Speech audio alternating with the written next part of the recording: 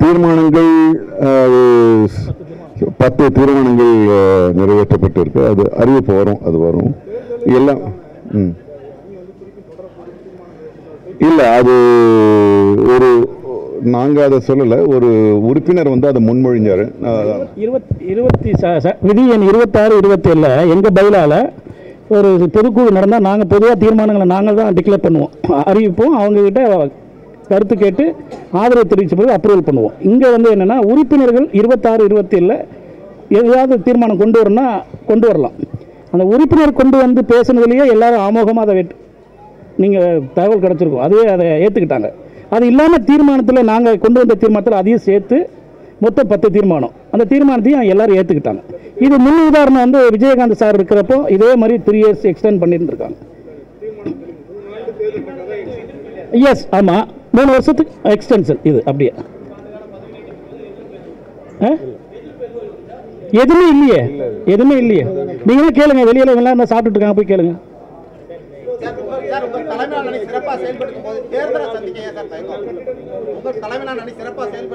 ஒவ்வொருத்தரா கேளுங்களேன். புரியல.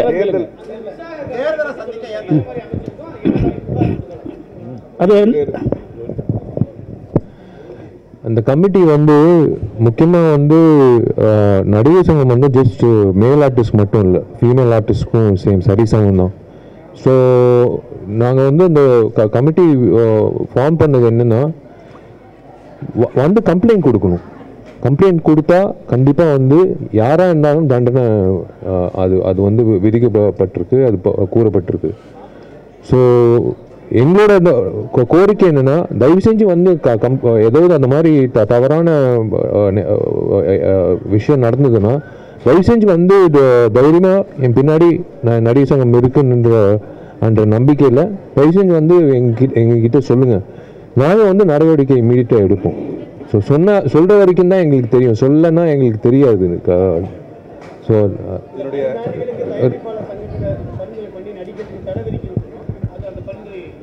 எது ஆமாம் ஆமாம் ஆமாம், அது ரோஹிணி மேடம் தலைமையில் அவங்க தான் சேர்பர்சனு. அதுக்கான விதிமுறைகள் என்ன என்ன என்ன அதாவது தண்டனைகள் கொடுக்கப்படணுன்றது விரிவாக போட்டிருக்கு அதில். அதாவது இல்லை, அதுதான் நான் சொல்கிறேன். வணக்கம். இந்த கமிட்டி வந்து 2019 உருவாக்கப்பட்டது. அதுக்கப்புறம் வந்து சில கம்ப்ளைண்ட்ஸ் வந்திருந்தது, அதை நாங்கள் வந்து தீர்த்தும் வச்சுருக்கோம். அது ஏன் உங்களுக்கு யாருக்குமே தெரியாது அப்படின்னா, அதனுடைய தன்மையே அதுதான், அனானிமிட்டி, யாருக்கும் தெரியக்கூடாது அப்படின்றது தான் அதனுடைய தன்மையே. அது வந்து மீடியாவுக்கு முன்னாடி வந்து சொன்னாதான் நாங்கள் இந்த புகார்கள் எல்லாமே நாங்கள் சரி பண்ணிகிட்டு இருக்கோம், ஹேண்டில் பண்ணிகிட்டு இருக்கோம் அப்படின்னு கிடையாதுங்க.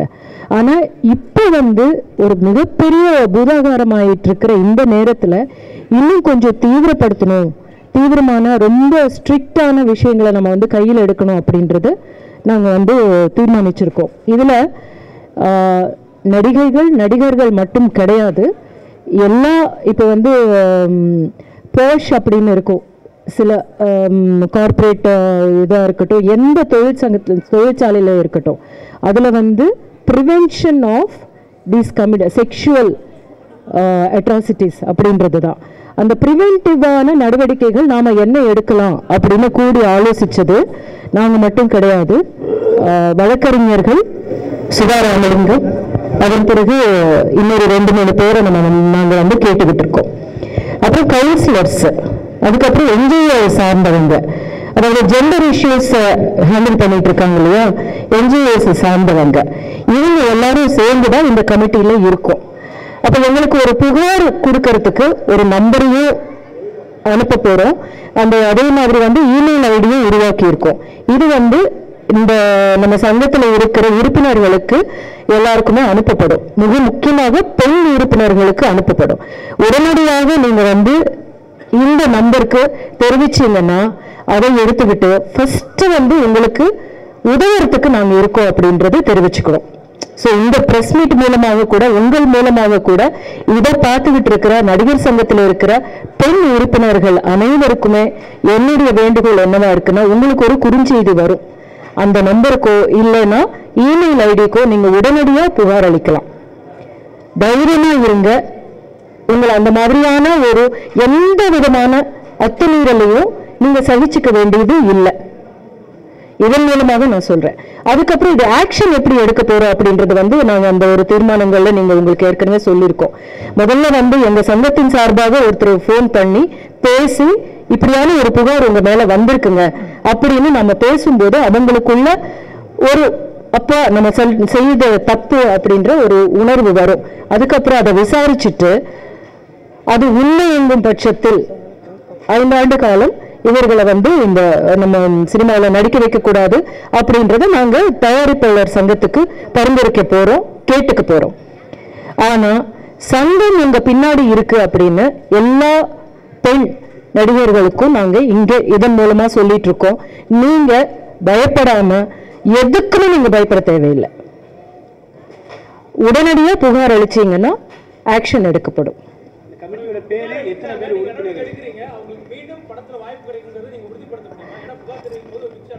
சார் அதுதான் வெளியே தெரியப்படுத்த போறது இல்லை சார். இப்ப உங்களுக்கு புகார் ஏற்கனவே வந்திருக்கு இல்லைங்களா, அந்த புகார்கள் உங்களுக்கு தெரியாது இல்லையா? இல்ல அவங்க எல்லாம் நடிச்சுக்கிட்டே இருக்காங்க. இப்ப நிறைய பேருக்கு மேல புகார் வந்திருக்கு. அதுக்கு நாம ஒண்ணுமே சொல்லாம இருந்துட்டாலும் நம்ம அப்படி இருக்கக்கூடாது. சமூகத்தில் இருக்கிற எந்த பெண்ணும் அந்த மாதிரியான ஒரு பயத்தோடு இருக்கக்கூடாது அப்படின்றதுதான். சோ நம்ம என்ன செய்யறோம்னா, அவங்க எல்லாம் நடிச்சுக்கிட்டே இருக்காங்க, புகார் அளிச்சிருக்காங்க, நாம ஒரு நடவடிக்கை எடுத்திருக்கோம், அவங்களுக்கு எல்லாம் சொல்லியிருக்கோம். அந்த பேரு சொல்லணுமான்னு தெரியல, வேண்டாம் பேர் சொல்ல வேண்டாம் இப்போ. அப்ப அதனால அவங்க நடிக்காம இருந்ததே கிடையாது. அதனால அதை சொல்லி பயமுறுத்த வேண்டாம் அப்படின்றத நம்மளே சொல்ல வேண்டாம் இல்லையா?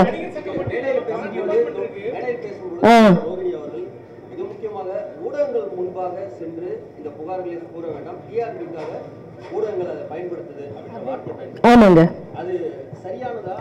இல்ல சார், நான் ஒரே ஒரு விஷயம் நான் கேட்கிறேங்க, ஒரே ஒரு விஷயம். நீங்க கேட்ட கேள்வி எனக்கு தெரியுதுங்க.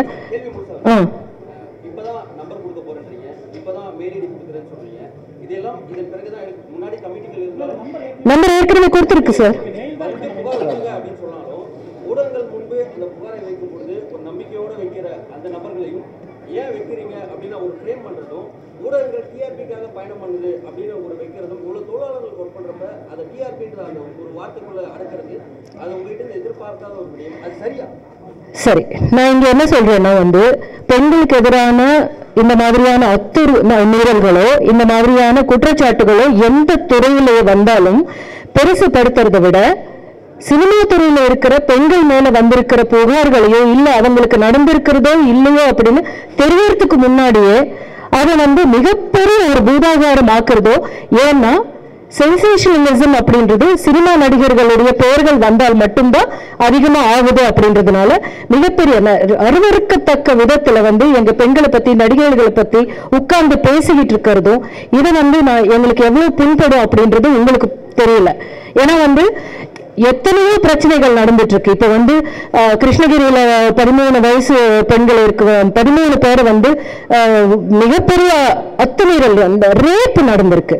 அதை சென்சேஷனலைஸ் பண்றதுக்கு, ஆனா அந்த இடத்துக்கு நம்ம போகக்கூடாது. போகிறத விட இங்க புகார் அளிக்காமல் இதை எத்தனையோ வருஷங்களுக்கு முன்னாடி நடந்தது அப்படின்னு பேசுறத திரும்ப திரும்ப திரும்ப திரும்ப திரும்ப திரும்ப எல்லா நிகழ்ச்சிகள்லயும் எல்லா ஊடகங்களையுமே போடுறதுக்கான காரணம் என்ன?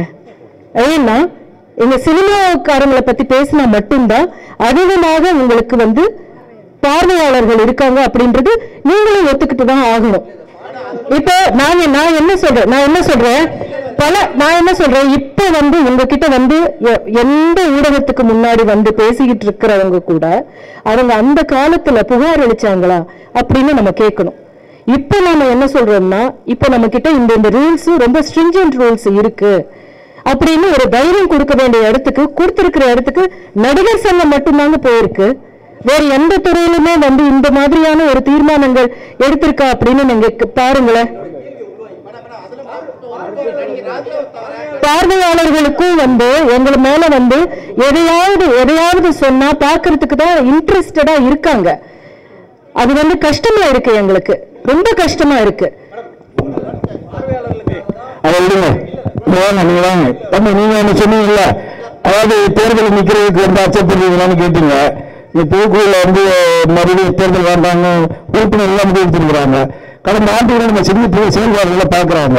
இன்னும் இது வந்து பொது காரியம், என்ன முழுக்க பொது காரியம். நீங்க எப்ப வேணாலும் வரலாம், என்ன வேணாலும் கேட்டு தெரிஞ்சுக்கோங்க. மக்கள் உறுப்பினர்கள் ஒட்டுமொத்தமா சேர்ந்து இந்த தேர்தல் வேண்டாம், அதுக்கு ஒரு பொதுச்செலவு வருது. கிட்டத்தட்ட அது ஒரு 20 லட்சம் இந்த செலவு பண்ண தேர்தலுக்குங்க. ஆல்ரெடி இங்க வந்து சங்கத்தில் வந்து நாங்கள் அங்கங்க டொனேஷன் நடிகர்கள்ட்ட வாங்கி டெபாசிட் வாங்கி லோனை போட்டு இப்படிதான் வேலை செஞ்சுட்டு இருக்கோம். அதனால சங்க உறுப்பினர்கள் இந்த செயல்பாடுகள் மீது நிர்வாகத்தின் மீது நம்பிக்கை வைத்து இந்த தேர்தல் வேண்டாம், அதுக்கு நீங்க செலவு பண்ற காசு நீங்க சங்கத்துக்கு உறுப்பினர்களுடைய நலனுக்கு கொடுங்க அப்படின்னு கேட்டுருவாங்க. அதனாலதான் அவங்களுடைய தீர்மானத்தை நாங்கள் ஏற்றுக்கிட்டோம். என்னப்பா தேர்தல் வந்து சந்திக்கப்படும் என்று அதெல்லாம் எங்களுக்கு எந்த பிரச்சனையும் இல்லை. ஏற்கனவே நம்ம சந்திச்சு தான் இந்த இடத்துல வந்து உட்காந்துருக்கோம். அதனால அது பிரச்சனை இல்லை.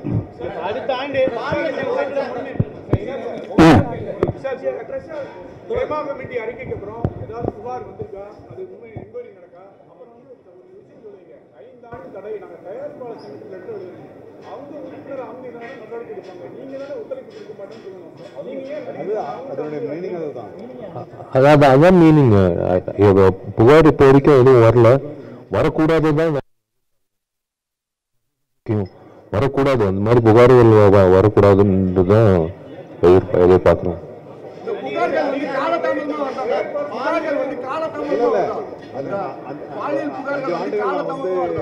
ஒத்துழைக்க போறதுன்னா நேரடி பாதிப்பு முதல்ல அவங்களுக்கு அது வந்து நாங்களே நடவடிக்கலாம். ஏன் வந்து அது தயாரிப்பாளர்கிட்ட நாங்கள் வந்து பரிந்துரை பண்றோம்னா, நீங்க என்ன கேட்டீங்க, நீங்களே வந்து ஒத்துழைக்காம இருக்கலாமே, அதனுடைய அடிப்படை அர்த்தம் அதுதான். நாங்க ஒத்துழைக்காம இருப்போம். அதனுடைய நேரடி முதல் பாதிப்பு வந்து தயாரிப்பாளருக்கு தான் போவோம். ஆக அவங்களுக்கு வந்து இது வந்து இது தெரிஞ்சுக்கணுன்றதுக்காக அவங்களுக்கு நான் சொல்றோம். அவ்வளோ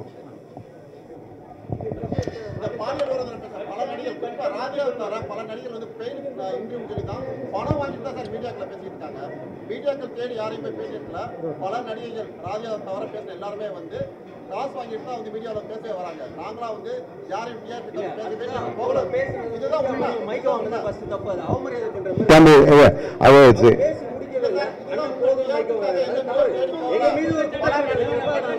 இல்ல சரி இல்ல இல்ல இல்ல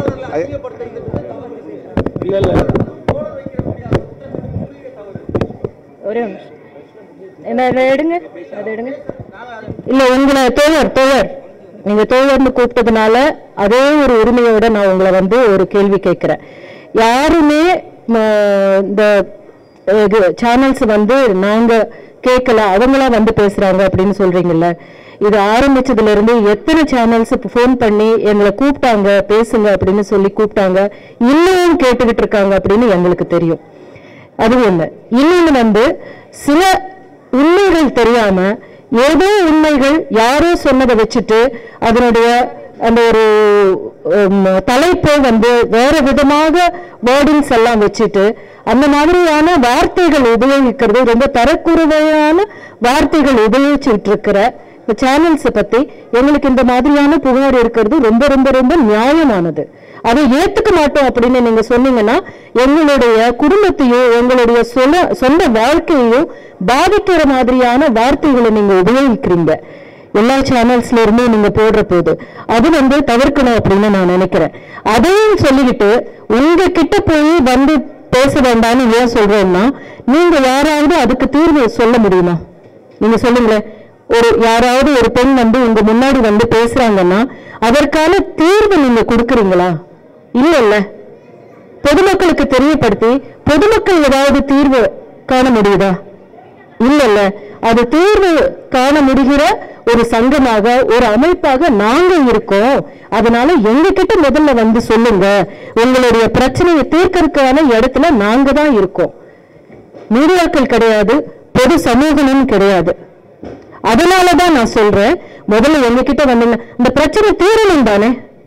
யார் எந்த பெண்ணுக்கு நடந்தாலும் அந்த பிரச்சனைக்கு எதிராக நம்மளை தட்டி கேட்கறதுக்கு ஒருத்தங்க போய் கேட்கறது அப்படின்ற இடத்துல யாரு இருக்காங்களோ அவங்க கிட்ட நீங்க வாங்க அப்படின்னு நாங்க சொல்றதுல எந்த தவறும் இருக்கிறதா எனக்கு தோணல தோழர். நாங்க அழைக்கிறது இல்லைங்க தோழர்.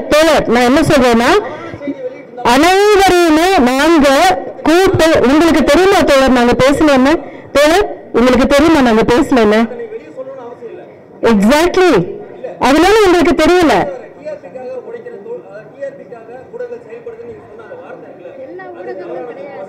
எல்லா ஊடகங்களும் கிடையாதுங்க. ஆனா நிறைய பேர் வந்து இப்படி தரக்குறைவா பேசிக்கிட்டு இருக்காங்க அப்படின்றது சொல்லுங்க.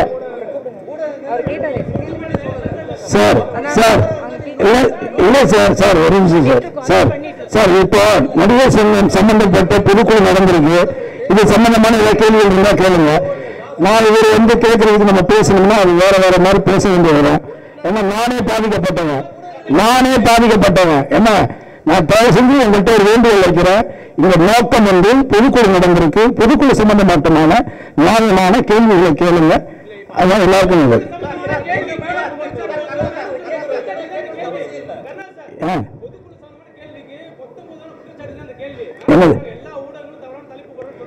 தவறா பேசுறவங்களும் சொல்றாங்க. ஓகே, ஒரு சில ஊடகங்கள் தவறான தலைப்புகள் போடுறதோ தேவையில்லாத விஷயங்கள் பேசுறதும் எங்களுக்கு ரொம்ப கஷ்டமா இருக்கு. ஓகேங்களா?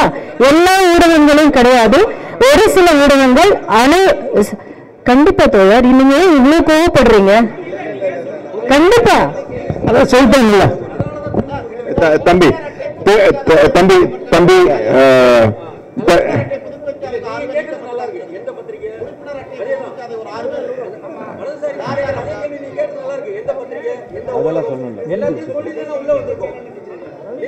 இல்ல தம்பி நான் சரி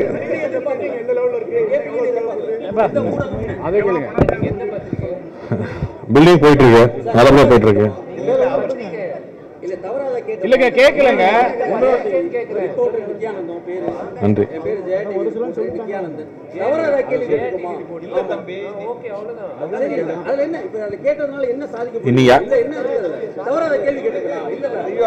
சரி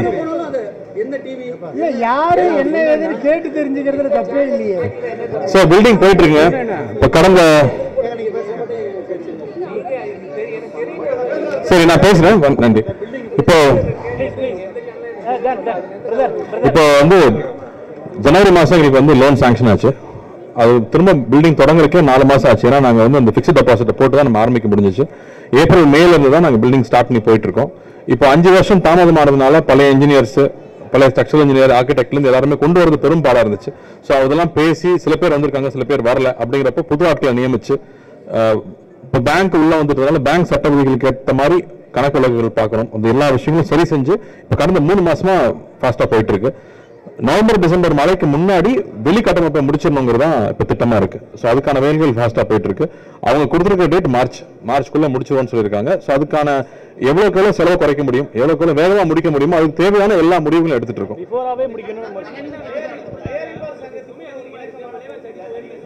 கண்டிப்பா மோர் தென் 30 to 40%. நீங்க வெளியில போய் நீங்க விசாரிச்சீங்களே தெரியும். உங்களுக்கு வாங்கின சம்பளம் கோவிடுக்கு முன்னாடி எவ்வளோ, இப்போ வாங்கின சம்பளம் எவ்வளோ, நீங்க வாங்கின மண்ணு வேற எவ்வளோ, இன்னைக்கு எவ்வளோ, இரும்பு எவ்வளோ, இன்னைக்கு எவ்வளோ. முக்கியமா சம்பளங்கள் ரொம்ப ரொம்ப உயர்ந்துருச்சு. 30-40% மேல போயிடுச்சு. அது எல்லாமே அனௌன்ஸ் பண்ணிருக்கோங்க. எல்லாமே முதல்ல ஒவ்வொரு வாட்டியும் நம்ம அனௌன்ஸ் பண்ணிருக்கிறோம். எதுங்க 30-40% மேல போயிடுச்சுங்க. அதாவது 40%. நான் பில்டிங் முடிச்சுட்டு நான் உங்களுக்கு சொல்றேன் எவ்வளவு வந்திருக்கு. ஏன்னா செலவு பண்ணிட்டு இருக்கேன், முடியும் போது நான் உங்களுக்கு சொல்றேன். அதாங்க அவங்க மார்ச் தான் கொடுத்துருக்காங்க. ஆமா சொல்லியிருக்காங்க. எங்களுக்கு ரொம்ப எக்ஸைட்டிங்காகவும் இருக்கு. ஸோ அதுக்கான பேச்சுவார்த்தை ஆரம்பிச்சிட்டோம். இப்போ கமல் சார் வெளிநாடு போயிருக்காங்க. வந்ததுக்கு அப்புறமா தொடர்ந்து பேசுவோம். அடுத்து ரஜினி சாரை மீட் பண்ணணும். எல்லாரும் சேர்ந்து பண்ணலாம் அப்படிங்கிறது தான் அது ஒரு முயற்சி. ஏன்னா எல்லாரும் சேர்ந்து பண்ணி ரொம்ப வருஷம் ஆயிடுச்சு. அதுக்கு ஒரு சந்தர்ப்பம் ரஜினி சார் கொடுத்த ஐடியா தான் அது. அது கமல் சாருக்கு ரொம்ப பிடிச்சிருக்குங்கிறதுனால அது சார்ந்த பேச்சுவார்த்தைகள் இனி தொடரும். அதுக்கு பிளானிங் ஒரு பெரிய டைம் ஆகும். வெயிட் பண்ணுங்க, எல்லாத்தையும் இப்பவே கேட்டு அடுத்தடுத்து கேளுங்க. நீங்க ரிப்ளை நீங்க சொல்லிடுங்க. நன்றி. அதாவது ப்ரொடியூசர் கவுன்சில் வந்து நமக்கு ஒரு 10 குறிப்புகள் 10 டிமாண்ட்ஸ் கொடுத்துருந்தாங்க. அதுக்கு நம்ம வந்து ஆர்டிஸ்ட் கலந்துரையாடி ஒரு 37 பாயிண்ட்ஸ் அவங்க வச்ச டிமாண்ட்ஸ் ஒன்று இருக்கு. நடிகர்களுக்கு தயாரிப்பாளர் மேல சில குறைகள் இருக்கு, சரி பண்ணிக்க வேண்டிய விஷயங்கள் இருக்கு. அதெல்லாம் சேர்த்து ஒரு 37 பாயிண்ட்ஸ் அவங்க திருப்பி ரிப்ளைவா கொடுத்துருக்கோம். தனுஷ் சம்பந்தப்பட்ட ஒரு பிரச்சனை பேசியிருந்தாங்க, அதுக்கும் 2 பிரச்சனைக்கும் தீர்வை கொடுத்துட்டோம். ஸோ இனி வந்து எங்க சைட்ல இருந்து எல்லாத்தையும் நாங்க அவங்களுக்கு ஹேண்ட் ஓவர் பண்ணியாச்சு. இனி அவங்க தான் சீக்கிரமா முடிவெடுத்து தொழிலாளர்களுக்கு யாருக்கும் எந்த பாதிப்பு இல்லாம பில்லை வந்து அலோவ் பண்ணணும். நினைக்கிறேன் இன்னைக்கோ நாளைக்கோ மீட்டிங் போடுறாங்க, டிஸ்கஸ்ல நாங்க ஸ்மூத்தா முடிச்சுப்போம். நீ அங்க போயிட்ட சரி சொல்லு.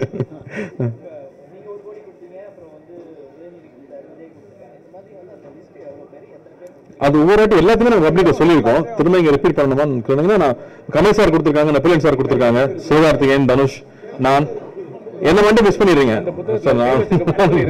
நீங்க கொடுத்த புக்லயும் அது இருக்கு. ஸோ எல்லா விஷயமும் பல தடவை இதை பத்தி நம்ம சொல்லிட்டோம். பட் மறுபடியும் அவங்களுக்கு இந்த இடத்துல நன்றி சொல்ல வேண்டியது இருக்கு. ஏன்னா அவங்களால இந்த மாதிரி பொதுக்குழுக்கு வர முடியறது இல்லை. பட் ஒரு சங்கம் சார்ந்த எந்த ஒரு விஷயம் தேவைனாலும் முதல்ல வந்து நின்று கை கொடுத்து அதை சேர்ந்து செய்ய வைக்கிறாங்க இல்லையா, அது வந்து ஒரு பெரிய உற்சாகம் கொடுக்குது. ஏன்னா நாங்க எல்லாரும் இங்க ஒர்க் பண்ணிட்டே இருக்கோம். 24 hours எங்களுக்கு இந்த இது சார்ந்த ஃபோன் கால்ஸ் வந்துட்டு இருக்கு, தேவைகள் வந்துட்டே இருக்கு, அதை ஹேண்டில் பண்ணிட்டே இருக்கோம். ஆனா நாங்க ஒரு விஷயம் போய் நிற்கும் போது அவங்க உடனே அதுக்கு அவங்க ரெஸ்பாண்ட் பண்றதும் உடனே கை கொடுத்து ஹெல்ப் பண்றதும் இருக்கு இல்லையா, அதுதான் பெரிய உற்சாகம் அளிக்குது எல்லாருக்கும். ஆமா, மத்தவங்க கடனா கொடுத்திருக்காங்க. விஜய் சார் வந்து நாங்க யூஸ் பண்ணிக்க சொல்லிட்டாங்க. சார் இந்த சங்கத்துக்காக உழைத்த ராதா ரைஷா சங்கத்தில் இல்ல, சரத்குமார் சார் இல்ல, இப்போ பாக்யராஜ் சார் இல்ல அப்படின்னு ஒரு பேச்சு வந்து உண்மையா? இப்படி நீக்கிறது சரியா? ஏன்னா அவங்களும் இல்ல ஒரு நிமிஷம், ராதா ரவி சார் இல்ல, சரத்குமார் சார் இல்லைங்கிறது ஏன் என்ன என்பது இது பல ஆண்டுகளுக்கு முன்னாடி நடந்தது, உங்களுக்கு தெரியாத ஒண்ணும் இல்லை. ஏன் அவங்க நாங்க உள்ள வந்தது எதுக்காக நடவடிக்கை எடுத்தோம் போனோம்னு கோர்ட்டு மூலியமா கேஸ் போச்சு, அதன் மூலியமா அவங்க வெளியே போனாங்க என்பது உங்களுக்கு தெரியும். திருப்பி இப்ப கேட்கறதுனால சொல்றேன். பாக்யராஜ் சார் வந்து திருப்பி அவங்க வந்து என்ன பண்ணாங்கன்னா, பாக்யராஜ் கூட சேர்ந்து ஒரு 2 உறுப்பினர்கள் எலெக்ஷன் முடிஞ்ச பிறகு நாங்க எல்லாரையும் அண்ணன் மாதிரி எல்லாரும் ஒன்னா வாங்க இன்விடேஷன் பண்ணி நிறைய இன்வைட் பண்ணியிருந்தோம் அவங்க எல்லாருமே. அப்படி இருந்து நன்றி என்ற ஒரு கடிதத்தின் மெயினா வச்சு எங்களை முழுக்க குற்றம் எங்க மேல எழுதி தவறா எழுதியிருந்தாங்க, வெளியே பேசிக்கிட்டு இருந்தாங்க, கடிதமாகவும் எல்லாருக்கும் அனுப்பிச்சாங்க இண்டிவிஜுவலுக்கு. ஸோ அதன்படி இதே சட்டத்தை உருவாக்குனது ராதா ரவி தான், அந்த பைலாவை உருவாக்குனது ராதா ரவி சரத்குமார் தான். அந்த சட்டத்தில் தான் இப்படி பேசினா நடவடிக்கை எடுக்கலாம்னு அந்த சட்டத்தை தான் சொல்லுது. அந்த சட்டத்தை தான் நாங்கள் நடவடிக்கை எடுத்தோம், வேற ஒன்றும் இல்லை. தேங்க்யூ. நன்றி. இந்த வீடியோ உங்களுக்கு பிடிச்சிருந்தா ப்ளீஸ் லைக் அண்ட் ஷேர் பண்ணுங்க. மறக்காம எங்க சேனலை சப்ஸ்கிரைபும் பண்ணுங்க.